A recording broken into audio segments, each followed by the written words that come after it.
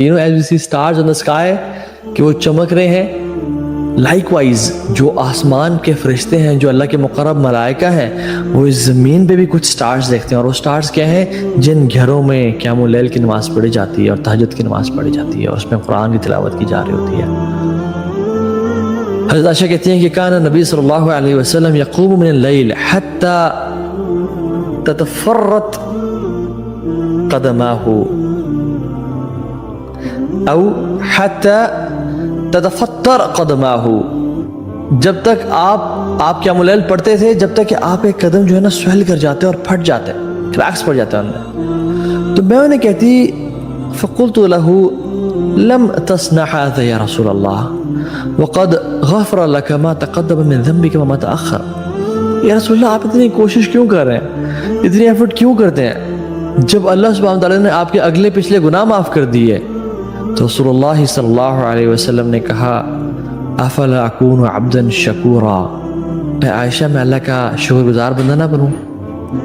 کیا میں اللہ کا شکر گزار بندہ نہ بنوں؟ سبحان اللہ. جس گھر میں 3 مہینے کے لیے آگ نہیں جل رہی، اور اشد بلاء عن الانبیاء، سب سے زیادہ مصیبتیں انبیاء پہ آتی ہیں اور اللہ کے نبی پہ سب سے زیادہ آئیں، جس شخص نے جنازے اپنے اولاد کے اٹھائے ہوں، جس شخص کی ایک ہی زندگی میں ان کی بیگم بیوی محبوب خدیجہ الکبریٰ چلی گئیں اور ان کی بیک بون جو ان کو سپورٹ کیا کرتے تھے ان کے چچا چلے گئے، اور اس کو عام الحزن کہتے ہیں. جس شخص کی زندگی میں ان کی قوم اور انہیں ان سے بائیکاٹ کر دیا اور ان کو گھاس اور چمڑے کھانے پہ مجبور کر دیا، جس شخص کو اپنے پیارے وطن سے اور شہر سے مکہ سے نکال کے ہجرت کرنی پڑی ہو، وہ شخص کہتا ہے افلا اکون عبدا شکورا، کہ عائشہ میں اللہ کا شکر گزار بندہ نہ بنوں کہ اس نے مجھے نبی بنا کے بھیجا.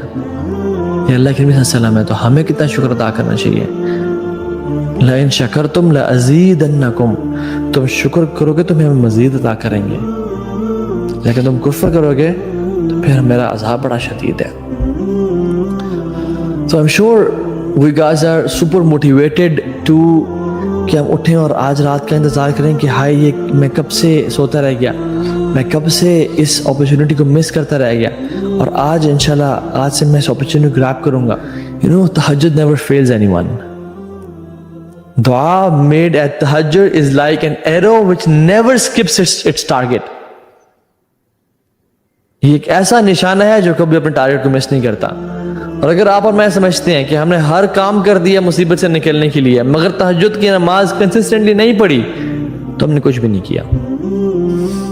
And some women from the past، جب اسے پوچھا گیا کہ تمہاری خوبصورتی کا راز کیا ہے، and they said کہ we pray قیام اللیل. Why? Because it beautified the faces. Although یہ main reason نہیں ہونا چاہیے انسان کا کہ I pray قیام اللیل to beautify، لیکن these are side benefits. No doubt جو شخص پڑھے گا قیام اللیل اس کو اللہ سبحانہ وتعالیٰ نصیب کریں گے. سب عطا رحمہ اللہ نے بہت کچھ کہا کہ جو شخص پڑھتا ہے اس کی آنکھوں میں جو ہے نا نور ہوتا ہے، اس کے چہرے پہ ایک وجاہت ہوتی ہے، اس کے جسم میں انرجی ہوتی ہے، اور جب وہ صبح اٹھتا ہے he wakes up full of energy and people love him like crazy. اللہ کے نبی صلی اللہ علیہ وسلم کے پاس ایک دفعہ جبریل امین آئے اور کہا، اللہ کے نبی نے کہا کہ آتانی جبریل علیہ السلام، یعنی اللہ کے نبی صلی اللہ علیہ وسلم ان کو کہہ رہے ہیں علیہ السلام، آتانی جبریل علیہ السلام فقال یا محمد عیش ما شئت فإنک میت. اے محمد آپ رہیں جب تک زندہ رہنا چاہتے ہیں، لیکن ایک دن آپ کو رب سے ملنا ہے، ایک دن آپ کو ایک دن آپ وفات پا جائیں گے. وحبب من شئت فإنک مفارق، جس سے آپ مرضی محبت کرنا چاہتے ہیں آپ کریں، لیکن ایک دن جدائی کا وقت آ جائے گا. اور مفارقت یعنی your meetings, your love will be followed by a departure. وَعْمَلْ مَا شِئْتْ فَإِنَّكَ مَجْزِيٌ بِهِ، جو کام آپ نے کرنا ہے کریں، اس کا بدلہ ملے گا.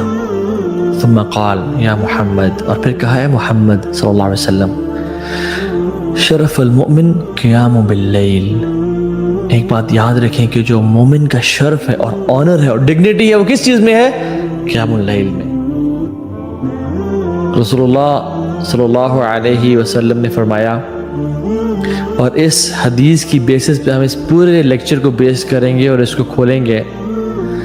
فرمایا علیکم بقیام اللیل، تمہارے اوپر قیام اللیل کرنا، یعنی قیام اللیل کو اختیار کرو، قیام اللیل کو پکڑو، تھام کے رکھو. علیکم بقیام اللیل، قیام اللیل کو تھام کے رکھو.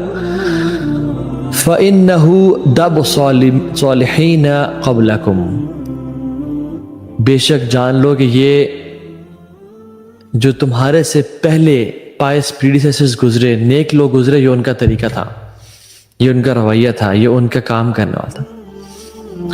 وَقُرْبَةُ إِلَى اللَّهِ تَعَالَى، اور اللہ کے قریب ہونے کا ذریعہ ہے، اللہ کے پاس جانے کا، اس سے ریلیشن شپ بلڈنگ کا ذریعہ ہے. وَمَنْحَاتُ عَنِ الْإِثْمِ، اور یہ گناہوں سے روکتا ہے. وَتَكْفِيرُ السَّيِّئَاتِ، اور گناہوں کو دھو ڈالتا ہے، ختم کر دیتا ہے. وَمَطْرَدُ الدَّاءِ عَنِ الْجَسَدِ، اور یہ جسم سے بیماریوں کو نکال کے پھینک ڈالتا ہے، یعنی جسم کو بیماریوں سے شفا دیتا ہے. تَتَجَافَى جُنُوبُهُمْ عَنِ الْمَضَاجِعِ يَدْعُونَ رَبَّهُمْ خَوْفًا وَطَمَعًا وَمِمَّا رَزَقْنَاهُمْ يُنْفِقُونَ. وہ لوگ کیسے ہیں جو اللہ کے بندے ہیں، وہ کیسے ہیں؟ تَتَجَافَى جُنُوبُهُمْ عَنِ الْمَضَاجِعِ، ان کی جو پہلو ہیں، ان کی جو سائڈز ہیں، وہ بستر سے نہیں لگتی زیادہ. They sleep very less. ان کی جو سائڈز ہیں وہ بستروں سے جدا رہتی ہیں اور الگ رہتی ہیں، اور وہ اپنے رب کو منانے کے لیے رب کی بارگاہ میں حاضری دیتے رہتے ہیں، اور وہ رب کو پکارتے ہیں خوف سے کہ یا رب جہنم کا خوف، قبر کے سکویز کرنے کا خوف، قبر میں اندھیرے کا خوف، پلسرات کا خوف، قنطرہ کا خوف، اپنے گناہوں کے اندھیروں کا خوف. وطمعا، اور رب سے مغفرت کی رحمت کی امید، اللہ کی جنتوں کی امید، اللہ کی بخشش کی امید، اور اللہ کے نبی سے ملنے کی امید، اور حوض کوثر سے اللہ کے نبی کے ہاتھوں سے پینے کی امید، اور اللہ کے عرش کے سائے کے نیچے رہنے کی امید، اور جو رزق دیا گیا انہیں وَمِمَّا رَزَقْنَاهُمْ يُنْفِقُونَ، اسے وہ خرچ کرتے ہیں. تو یہ لوگ جو ہیں جو یہ رب کے لیے اتنی سیکریفائز کرتے ہیں، رب نے کیا دینا ہے ان کو؟ تو رب بھی کہتا ہے کہ فَلَا تَعْلَمُ نَفْسٌ مَا أُخْفِيَ لَهُم مِّن قُرَّةِ أَعْيُنٍ جَزَاءً بِمَا كَانُوا يَعْمَلُونَ. تو کوئی نفس جانتا ہی نہیں ہے کہ ان کے لیے ہم نے کیا چھپا کے رکھا ہے جو ان کی آنکھوں کی ٹھنڈک کا باعث بنے، اور ان کو دیا جائے گا کیوں؟ کیونکہ وہ نیک اعمال کیا کرتے تھے.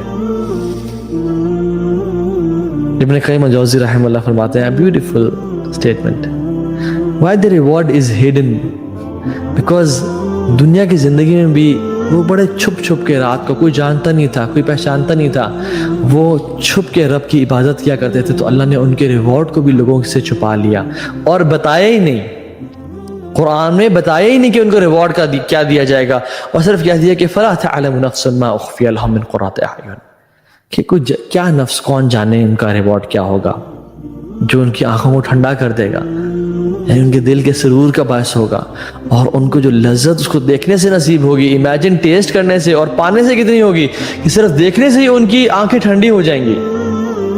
تو جس طرح میرے وہ بندے، میرے خاص بندے رات کو اٹھ کے رویا کرتے تھے، آنسو بہایا کرتے تھے، تو ان کی آنکھوں کو میں آج ٹھنڈا کروں گا ان کو ریوارڈز دکھا کے. اور جس طرح ان کے اعمال کو کسی نے نہیں دیکھا، اس طرح سے ہم ان کے جو ریوارڈز ہم نے تیار کیے ہم نے وہ بھی کسی کو نہیں بتائے، وہ انہی کو میں دوں گا جو تہجد کی نماز پڑھا کرتے تھے.